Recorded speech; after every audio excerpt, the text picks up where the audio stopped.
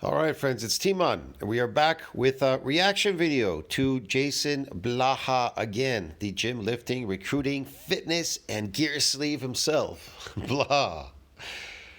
So Jason Blaha says progressive overload is required for muscle growth. Wow, he's finally, I would agree. Okay. Progressive overload is the key to muscle growth. Hey, everybody, it's Jason Blaha here at the Progressive overload is the key to muscle growth, not what would we say? Not concentrically.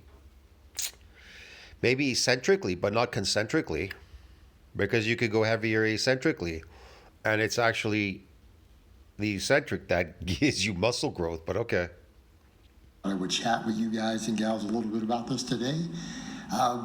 Quick reminder though, if you guys would please click the like down below, it'd be greatly appreciated. If you aren't following or subscribe, please do so and drop me a comment down below. Thank you so much. All right. I would do that, Blaha, but the problem is, you banned me, so unban me and I'll do it. To the topic. Look, for a lot of you out there, if you're not making gains, it's because you're not progressing with anything that you're doing. And I know sometimes it can be a chicken or the egg scenario of, well, I mean, I can't progress on anything. All right. Well, that's a different than you're not trying. Okay. So usually it's the people who are not making gains or not gaining muscle. It's because they're literally not trying to add reps. They're not trying to add weight to the bar. That's not why. It's because they're adapted to their eccentric. Going to have to explain this one more time when they tell you in science there's much less damage in the second week when these people come in. I don't know if I could find that again, right? That is in NCBI.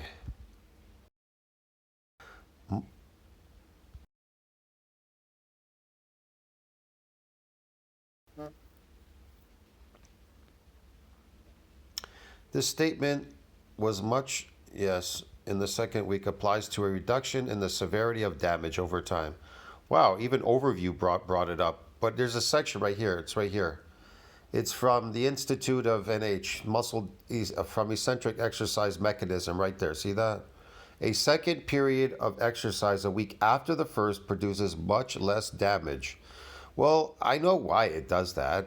So look, the statement there was much less damage. The second week applies a reduction in the severity of damage over time. But what is causing the reduction in the severity of damage over time? Well, listen to what they say. Likely due to a process of adaptation and repair. Yeah. Where is the adaptation and the repair happening? Is it happening in the concentric or because of the eccentric? It's happening because of the eccentric. This could apply to various situations, including muscle soreness after exercise, property damage after an initial incident, or damage to a system after an initial malfunction. Okay, well, whatever. Yeah, listen to what they say. Muscle soreness after eccentric exercise. Eccentric exercise, like lowering weights, can cause what? Muscle damage and subsequent soreness. I've never heard of anybody lifting a weight causing damage in the opposite direction. See what I mean? Repeated eccentric exercise over time, or a second bout of exercise a week after the first, leads to a reduction in soreness. Why? Because it's adaptation. But what was one of the proposed mechanisms? And I'll explain this. The adaptation due to the muscle's ability to repair and prevent what? Further damage. So this is what they say. The adaptation is thought to be due to the muscle's ability to repair and, of course, remodel. Because this time it will remodel, but sometimes it can be just a repair if you just get shitty damage, and prevent further damage. So after it repairs and remodels, why does it prevent from further damage? Because it's now stronger. Your muscles got stronger. So did you get stronger? Yeah. You got stronger if you built muscles. Get it, man? But people are going to say, I didn't get a stronger because I didn't get a heavier lifter. You get it? But anyways, so property damage. The statement could describe the aftermath of natural okay, whatever, storms. Okay, I don't give a shit about that. System damage. I don't know what that is. Whatever. I don't know why that's bringing that up. That's kind of weird. Anyway, yeah. Really, you want to see this one right here in H. I'll tell you the proposed mechanism that's ceased. So, a unique feature of eccentric exercise is that untrained subject becomes stiff and sore next day due to muscle damage. Yeah, they do. That's a unique feature of eccentric exercise. Even untrained and trained people can become stiff and sore the next day. That's what's so unique about eccentric exercise, okay? That you become stiff and sore, okay? Another unique feature of unaccustomed and unfamiliar forms is that you get damaged, even if you're lifting in a full range of motion. But after you become familiar and you become, it's not no longer you're unaccustomed to that exercise. You will have adapted. How? By growing muscle. That's how. It'll grow muscle to protect you from any more damage. Now, how do you keep bringing this damage back? Lift eccentrically and you'll always bring it back, providing the intensity of that eccentric exercise is extremely high, okay? And it's overloaded with heavy weight. Okay, so one more thing here. As well as damage from the muscle. Wait, I want to find that section. Ah, Christ, where is it? A second period, here it is. A second period of exercise a week after the first produces much less damage. This is a result of adaptation process. The proposed mechanism for this adaptation is an increase in what? Sarcomere number in the muscle fibers. See, that's one proposed mechanism. That is one proposed. Also, it's because you're lifting concentrically. I mean, you're lifting in a full range of motion, and your eccentric is adapted now because it got muscle, and muscle protects you from building any more muscle. So it becomes harder and harder all the time. This leads to a secondary shift in the muscle's optimum, whatever, length, active, ability. You don't have to read all this. It explains a lot more stuff here, okay? They had this guy in a cast, his arm, 5 days, whatever. Interesting and important feature is that adaptation process. A second bout of eccentric exercise week after first leaves us much less stiff and sore. The ability of muscle to rapidly adapt to the damage from eccentric exercise. They didn't say anything about concentric, did they? To prevent further damage provides the opportunity for a number of clinical applications. So there you go. So then they tell you here, from unaccustomed damage, indicators of the damage from unaccustomed eccentric exercise and their possible mechanism. Discussion from and whatever exposure to damage. I don't know. Greater degree of through-tube proponent subject to series of eccentric contractions. Yeah, a series of eccentric contractions will cause this damage. There's a disruption there. That's how you build muscle. So you get the picture anyways. I won't stay there forever.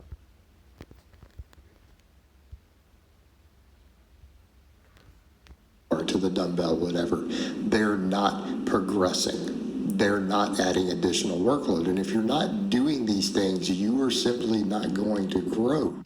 It doesn't matter. Additional workload. And if you're not doing these things, you are simply not going to grow. Now, it doesn't matter because you're never going to grow. Because the problem with lifting in a full range of motion, you could never lift as heavy as you could in the eccentric. You understand me? Probably the most you could lift there is probably 80% of your max in a full range of motion, and that would be with difficulty for reps. But guess what? In the eccentric, you could move weight 140% what you could in the concentric. You understand me? You could move more weight in the eccentric that you could in the concentric. Then what happens is this. So your pull is always going to be stronger than your push, okay? That's for sure. That's a given. That's a given. So you can do accentuated eccentric overloads In other words, it's just eccentric movements that you're looking for that are heavy. You can lower heavier weight than you can push up, okay? So it's kind of obvious. So if you're in a gym and you probably need a spotter or help to do these kind of things. But here's the thing. There is bench pressing and then there's dips. The thing you could do on the dip, which you can't do on the bench press, is that you could literally do accentuated eccentric exercises on there straight without any concentric. See what I mean? So you can improvise. There are ways to improvise where you could do a lowering motion which you couldn't do on the bench press without a spotter. In other words, if you didn't have a spotter or somebody, you can do it with dips. That's why the dip is it's superior. It's superior because, man, you could do full range on it. You could do partial range. You could do an accentuated eccentric motion. You could do all kinds of things, dude. That's why it helps. It helps to figure out exercises which you couldn't do which you needed a spotter on to do, like, let's say, these eccentric, overloaded, accentuated lifts. You could do them without a spotter. You just need to figure out which ones would do it for you. That's all. It's not that hard. People say, but I grew for a little while. It's like, well, yeah, because Yeah, you grew for a little while because it adapted. How did it adapt? It grew muscle already. See what I mean? To protect you from building any more muscle. Yeah, that's the adaptation process. How does eccentric exercise adapt to your lifts? By building some muscle and then protecting you from building any more muscle. Now, how does concentric adapt? By shortening your muscle, by preventing muscles from growing. That's the whole point. So now that you're adapted to the eccentric, it grew a little bit of muscle, which you call newbie gains, and it's protecting you. It's protected from growing any more muscle. The concentric, you lifting in a full range of motion now in the gym, hitting the concentric, is protecting you and even shortening your muscle. It's shortening it and protecting you from building any muscle. Get it? And especially if you're just lifting concentrically, because there are many exercises that people just lift concentrically, believe me. And that's shortening. Definitely, there's never going to be any growth there for sure. usually if you came from being completely sedentary, going and taking a walk every day will put a tiny amount of muscle on you. Going for a walk every day will put a tiny amount of muscle on you. No, walking is not going to put any muscle on you at all. Standing up will help with gravity. If you sit down a lot, if you're a person that sits down a lot or lays in the bed a lot, there's a lot of gravitational unloading. But if you stand more than you sit and lay down, you'll find that, yeah, your body will, it'll size up. But if you have a lot of gravitational unloading, you can lose mass. Up doing some jumping jacks or some push-ups will put some muscle on you. Because Okay, jumping jacks are good. Jumping exercises are good. That's a possibility. I know about it putting muscle on you, but it could do something if you were to land in the eccentric. If you were to jump and kind of land in the eccentric, consistently doing that, causing a stretch to the muscle, definitely. Like I said before in my videos, the reason why a lot of old people take up these Pilates and things, stretching. They go to these places, these old people got to stretch. I always tell them to stretch. It's because a good majority of it is a loss in sarcomere in series. They're extremely important. But here's the thing, in eccentric exercise, can you keep getting them in series? No, of course not. That's why your body has to adapt by increasing them in parallel, and then they increase in series. That's a given. again, it's harder than what you were doing. That's why it makes you automatically stronger in the concentric. It makes you stronger in the concentric, lifting eccentrically. So you really are just wasting your time in the gym lifting in a full range of motion or concentrically. You may as well just lift eccentrically. See what I mean? You're going to get more out of it. Now, there are people that do lift that people say, oh, they're lifting a partial range and everything. Yeah, but look at them. They're all built and strong. Look at you. You've been left behind in the dust. So when you cry about people lifting in these partial eccentric ranges, you call them partial, them lifting eccentrically, and then them getting jacked as hell and looking massive and strong, but you are left in the dust. And then you're like, they're fake natties and this and that. You start screaming about fake natties and everything. No, you're the fake natty because you stayed there, adapted to the concentric. You're trying to eke out something out of concentric lifting. You have to be, that's insanity. You have to be insane to try to get gains out of lifting concentrically. You understand me, man? Like this old man over here on this rack. Look at him trying to eke out gains lifting concentrically. Progressively overloaded. Okay? Look, that's a concentric squat.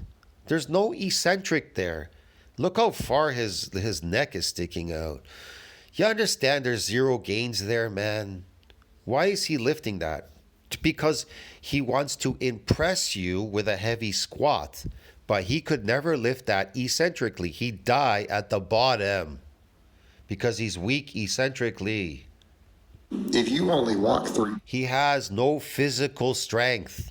You understand what physical strength means? Physical muscle gives you the power to punch through a punching bag.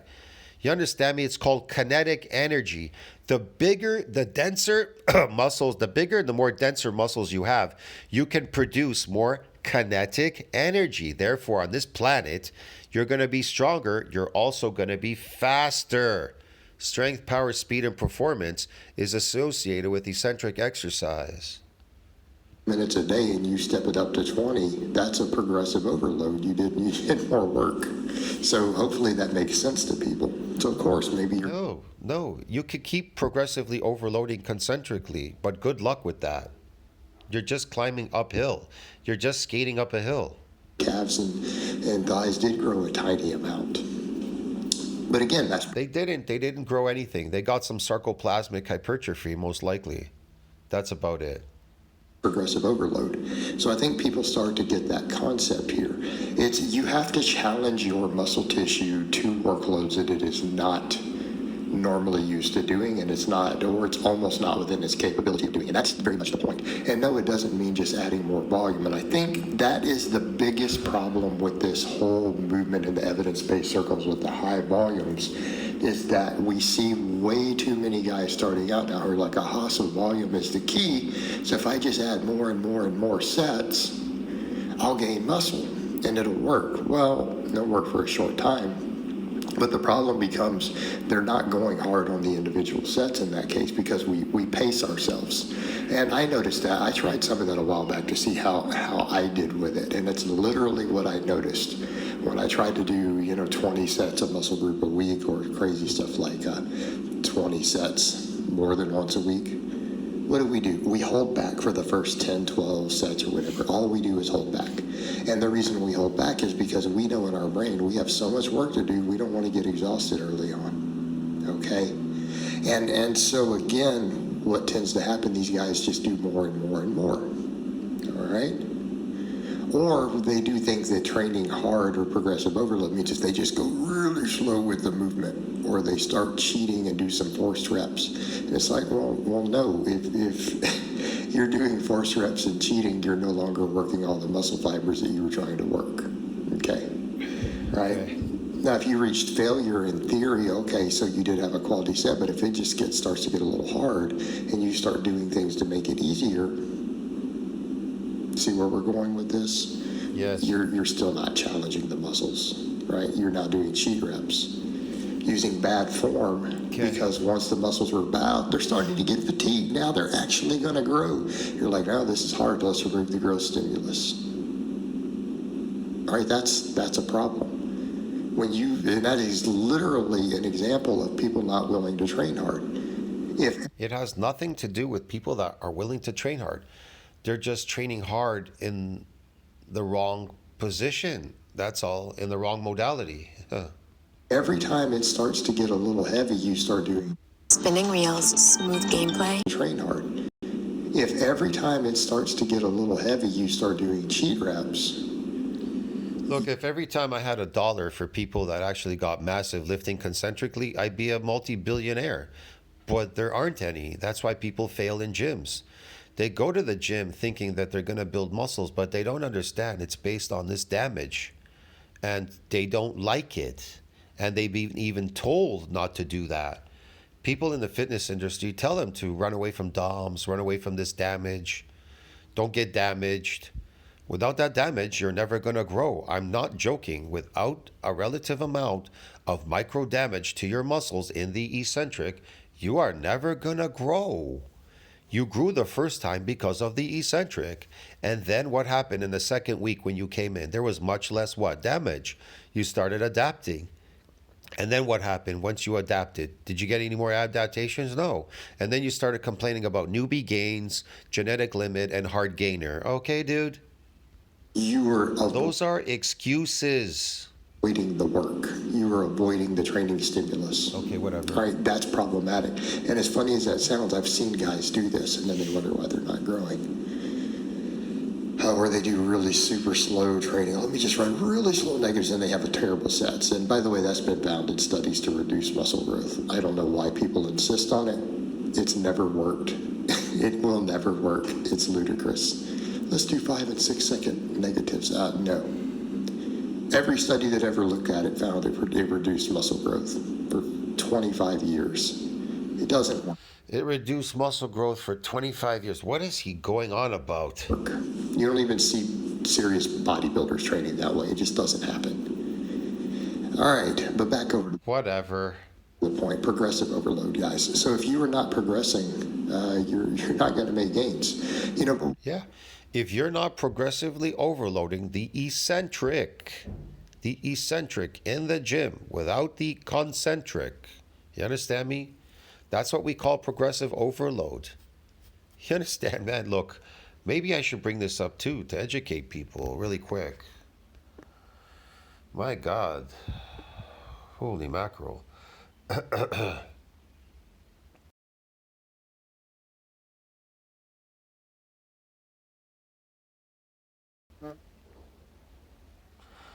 Supramaximal overload eccentric involves using a weight greater than your 1 repetition max, 1 RM, during the what? Lowering eccentric phase of a lift, while potentially using a lighter weight or assistance during the concentric lifting phase. Well, you really, hold on a second. I think it's here. Supramaximal, okay, this is it. This refers to the exceeding the typical maximum force production capacity of a muscle during a what? Concentric lifting contraction. There you go. It has to be heavier than the concentric. In other words, you can't make it for the concentric. That's all. Overload. This refers to using the load that is greater than what the muscle is accustomed to, which can lead to adaptations in strength. Yeah, okay. Eccentric phase. The lifter slowly lowers the weight, allowing the muscle to lengthen under. Yeah, well, okay, yeah, you could do all these, but that's not really what I'm looking for. Hold on a second.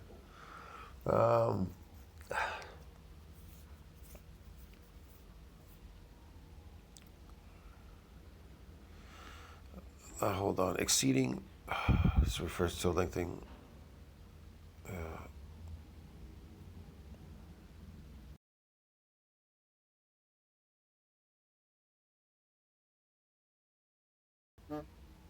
According to Men's Health, you can handle 20 to 30% more weight in the eccentric portion of a lift than the concentric, Escalante says.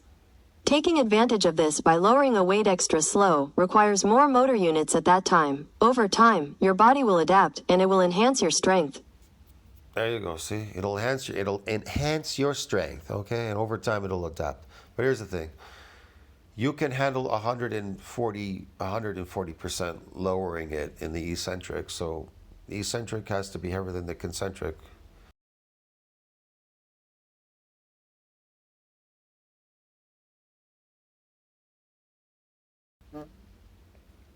Okay, I don't know why it's not showing this one. Anyways, you get the idea. I can't look it up right now. Man. But you get the idea, whatever.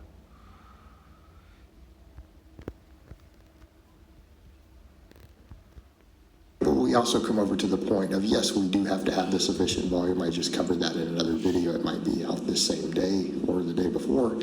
But yeah, you have to have sufficient volume there too, because obviously you're going to stop progressing. I mean, if you try to do just one set a week, one, you're going to... See, look at him. This is a pure concentric. He does pure concentric lifting. Not even a full range of motion. Blaha doesn't even do full range of motion. So how does he expect to get any muscle adaptations eccentrically? Because that's where the muscles build. These sarcomeres, they build eccentrically. So he's lifting concentrically so he could prevent muscles from growing. He's doing the opposite of everything that he talks about in his videos. His squat is concentric. There's no eccentric. His dips are concentric. There's no eccentric. Look, you understand me? So this is even worse than a person. At least a person who lifts full range of motion, they have a chance, because if they were to do it for duration, the duration and the intensity was long enough, and the intensity, if it was long enough, they could possibly eke out some adaptations. Get it? In the eccentric lifting full range of motion. But Blaha, he lifts concentrically without any eccentric. Now this is stubbornness for you. gain Look. less muscle. So, okay, See? sure, you might progress longer because you were gaining less. So sure, it takes a little longer to hit the cap, but once you stop growing, The only thing he's getting good at, he thinks bodybuilding is about powerlifting. It's not powerlifting, lifting concentrically. You understand me? He's just getting good. The muscles will make him good at lifting this weight concentrically, but he'll always be weak eccentrically, and he'll always be small. He'll always be small and weak like all the rest of these fucking powerlifters. Small and weak. If they got big, it's only because they took steroids and they blew up the sarcoplasm to pretend big. from it, you're not going to be able to progress anymore. So again, when it comes to the progressive overload, you also have to look at if you're not able to progress, is it because you're not doing enough volume? Is it because you're doing too much volume? No, it's because you're not doing any of the above. It's because you're lifting concentrically like Blaha. That's why. Okay. Right, I'm going to say you drop under about 5 total sets a week for a muscle. Look, he's doing a plate. He progressively overloaded it in the concentric to make sure that it definitely doesn't grow and make sure it's really short. Lift heavier, Blaha, and they'll really get short. Your triceps will get even shorter. Nice and short.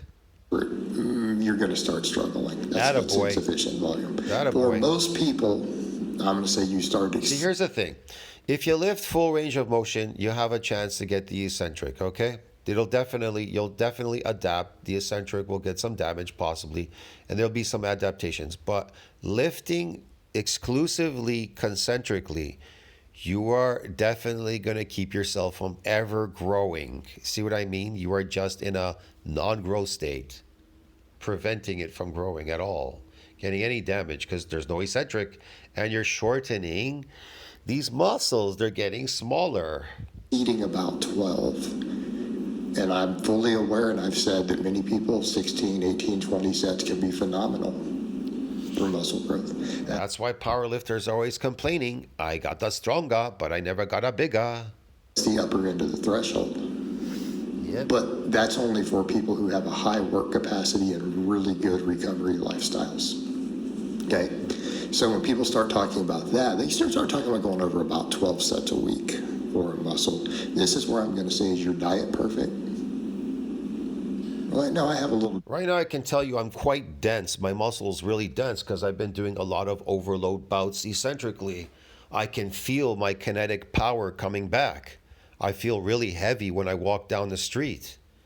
You know what I mean? If I was to throw a punch or land into somebody, I can produce more kinetic energy.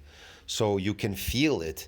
The more of these sarcomeres you build in parallel and in series, the more kinetic energy you can produce. So on this planet, the most important thing is bigger. Bigger is always stronger on this planet physically. You being bigger and stronger and producing more kinetic energy is strength. Lifting a heavy weight concentrically and staying small and weak and not producing any kinetic energy, it may look good on paper, like on YouTube. It may look great, or maybe you go to a show, it looks great, but in reality, in public, nobody's interested in that. They're only interested in people that are super fucking jacked and strong. You know, that you could do well in arm wrestling and physical sports. That's it. But this is not a carryover to any sport because it's useless. Junk, okay? So your diet isn't 100% rich in antioxidant and anti-inflammatory food. Gotcha. Look, why do you think he looks small and weak? Why do you think he has to wear a shirt that says powerlifting on it? Why? Because he's small and weak. That's why. Oh, I drink a little alcohol. Okay, this is a problem. You just need to stop. Yeah, alcohol, okay. All right? You are not the person who can do 20 sets and benefit from it. Okay. Right? Whatever you So say. again, we come over to, is your volume sufficient? Is your recovery sufficient? Yeah. Right? Is everything in a good place? All right? That's what you have to look at. An appropriate amount of volume for most of you, somewhere between about 5 to 12 sets a week. Right? Pushing everything, keeping good form, getting proper nutrition, proper sleep. All right, this is what has to happen with the progressive overload. But you have to be progressing. You have to be adding weight, or you. Progressive overload is referred to the eccentric. He keeps telling you progressively overloading. What? The concentric going against gravity? Okay. Whatever. Have to be adding reps on your exercises in order to facilitate muscle growth. And so again, Look at him. He's just like kind of yo-yoing this weight up and down. There's no eccentric. There's no eccentric at all. Bodybuilding is all eccentric. Powerlifting is concentric. Powerlifting is not a carryover to bodybuilding, you fool. Because bodybuilding is not a sport. we talk about progressive overload being necessary. This is the context of it. In other words, are you continuing It to is, but it is important in the eccentric. take your work sets on your exercises? Are they Look at him. I like how he tries to pretend he's big. Look at those. His arms have gotten smaller. His forearms and arms and his shoulders are so small at this point. Look, they're compact. That's why he has no chest, no nothing. He has nothing. Look at his legs. They're small. So what does he do? I'm going to get ripped and pretend I'm big. So if he loses body fat, so he's like those crazy bodybuilders. They go, it's the illusion. So they lose a lot of body fat and they pretend to look big on camera. And in fact, he's really small. going harder? Really small. Is the workload going up over time on the individual sets? Is the workload going on over time? It is for him. And guess what? There's zero there going on. Because that is where the magic happens. That's where the muscle growth is. All right? No, it doesn't. The magic and the muscle growth happens in the eccentric. That's where it happens. Yes. Now, the more or less you need a certain amount of muscles to be micro damaged. And it won't allow you to damage all of them. It's kind of obvious in your sessions. They're not all going to get damaged. You'd be an invalid. So a relative amount of weak muscle fibers, they get damaged, and then that's it. And then when you get bigger, you get stronger. You come back, those weights feel lighter, so you lift heavier. You kind of constantly go heavier. Whether it's incrementally, it doesn't matter. It could be small amount of weight, but as long as you keep going heavier, or you either add sets or weight, or you add weight or sets, or you add both. And you can even go heavier eventually. The more you become advanced, you can go higher in your repetition with a really heavy weight. In other words, you could try to eke out a repetition of 30 reps with an extremely heavy weight, which is going to be very difficult. I don't know. You'd have to be very strong to do that eccentrically at that point. Yeah. Unless you're very new to lifting, unless you've detrained, or unless you've added more magical supplements, and by that we mean drugs, to your stack. See? All right, There you guys. go. Magical supplements. You're going to need to fake it like Blaha because Blaha cannot make it because he's so stubborn and stuck on failure, lifting concentrically the rest of his life in this garage. But that's really all I have to say on that today. But don't worry, in 100 years, he may be able to eke out a few pounds. Ass cheek squeezing those muscles. The more ass cheek squeezing, they're going to take a lot of ass cheek squeezing though, just to eke out a few of these micro damages. Okay. Hope it's been informative, and I'll talk to you guys and gals next time. Yes, very informative. Do not ass cheek squeeze. I'll see you in the next one. Just think about that. Like, subscribe, support the channel. Same bat. See you in the next video. Same bat time. Same bad channel.